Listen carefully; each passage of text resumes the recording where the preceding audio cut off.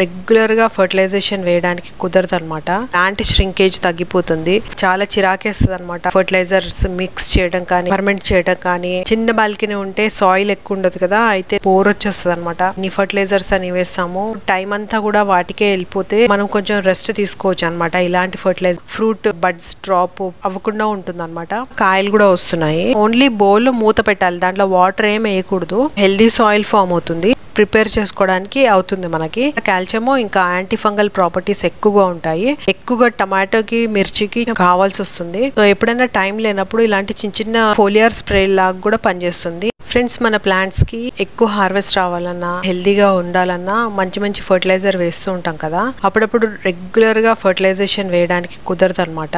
Daily care చేసుకోవడము, లేకపోతే అది ఎలా గ్రోత్ అవుతుందో చూస్తూ ఉండాలి. వాటికి ఏదో ఒకటి ఫర్టిలైజేషన్ కానీ పెస్టిసైడ్ కానీ సాయిల్ చేంజ్ చేయడం కానీ ఫర్టిలైజర్స్ మిక్స్ చేయడం కానీ లేకపోతే ఫర్టిలైజర్స్ ఫర్మెంట్ చేయడం కానీ ఇలాంటివన్నీ చేసి మనము ఎక్కువగా అలసిపోతూ ఉంటాం కదా.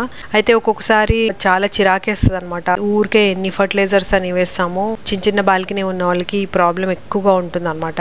చిన్న బాల్కనీ ఉంటే సాయిల్ ఎక్కువ ఉండదు కదా, అయితే సాయిల్ ఫర్టైల్ గా ఉంచాలి అంటే కేర్ ఎక్కువగా తీసుకోవాలన్నమాట. అలాంటప్పుడు టైం అంతా కూడా వాటికే వెళ్ళిపోతే ఎక్కువ బోర్ వచ్చేస్తుంది అనమాట.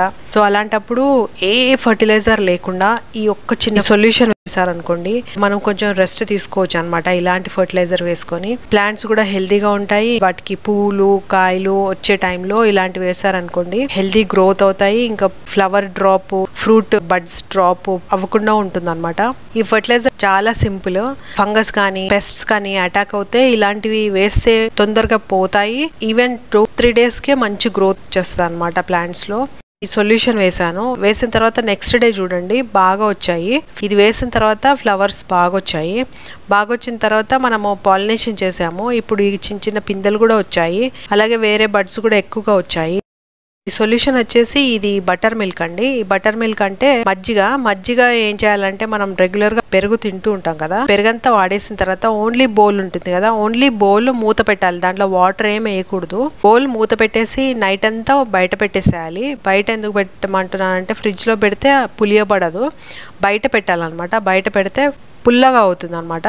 ఓన్లీ బౌల్, దీంట్లో ఏమీ పెరుగు కూడా అవసరం లేదు. అప్పుడు దాంట్లో కొంచెం వాటర్ వేసుకోవాలి. 1 liter బౌల్ అనమాట ఇది. ఇంత ఫుల్ వాటర్ వేసేసాను. ఇది మంచిగా మిక్స్ చేసేసుకోవాలి. మిక్స్ చేసేసుకున్న తర్వాత ఒక చిన్న ఫర్టిలైజర్ కలుపుతున్నాను. ఇది ఈజీగా ప్రిపేర్ చేసుకోవడానికి అవుతుంది మనకి. ఇది వచ్చేసి ఎప్సమ్ సాల్ట్ అనమాట. ఎప్సమ్ సాల్ట్ అంటే మెగ్నీషియం సల్ఫేట్. ఇది చాలా బాగా పనిచేస్తుంది.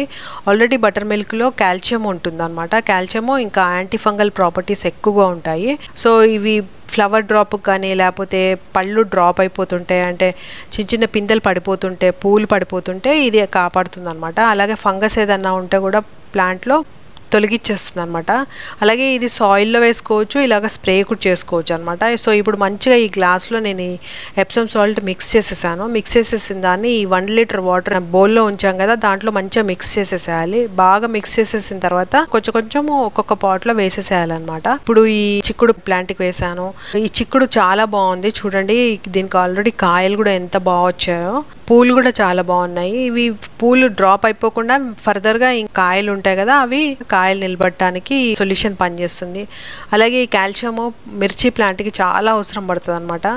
ఎక్కువగా టమాటోకి మిర్చికి కాల్షియం కావాల్సి వస్తుంది. సో కాల్షియం దీనికి అడిషన్ అవుతుంది అనమాట ఈ మిర్చి ప్లాంట్ లో. అలాగే ఈ వంకాయ చెట్లో కూడా వేస్తున్నాను. ఈ వంకాయ మొక్క ఫ్లవర్స్ అన్ని కూడా డ్రాప్ అయిపోతున్నాయి. అలాగే దానికి మీలీ బగ్స్ ఎక్కువగా అటాక్ అవుతున్నాయి. కార్నర్ లో ఉండటం వల్ల అటు సైడ్ ఏమేమి పురుగులు ఉన్నాయో కనపడట్లేదు అనమాట. దానివల్ల రబ్ అయిపోయినట్టుగా అవుతుంది అనమాట. మళ్ళీ బయట నుంచి లోపల తీస్తే ఫ్లవర్స్ అన్ని పోతాయనేసి నేను ఇక్కడ నుంచే సాయిల్ లోనే వేసేస్తున్నాను. అన్ని ప్లాంట్స్ కి కొంచెం కొంచెం అలాగా వేసేసేయాలి. చిక్కుడు కానీ సపోటకు కానీ ఇంకా వేరే వేరే ప్లాంట్స్ అన్నిటికి కూడా ఇలాగా వేసేసుకోవచ్చు అనమాట. ఈ సొల్యూషన్ వేసేసుకున్న తర్వాత ఇదే సొల్యూషన్. ఇప్పుడు వరకు మీరు మన ఛానల్ ని సబ్స్క్రైబ్ చేసుకోకపోతే సబ్స్క్రైబ్ చేసుకోండి. అలాగే లైక్ చేసి షేర్ చేస్తూ ఉండండి. Welcome to Telugu gardener with arts. అలాగే మీరు నన్ను ఇన్స్టాగ్రామ్ ఇంకా ఫేస్బుక్ లో కూడా ఫాలో అవ్వచ్చు.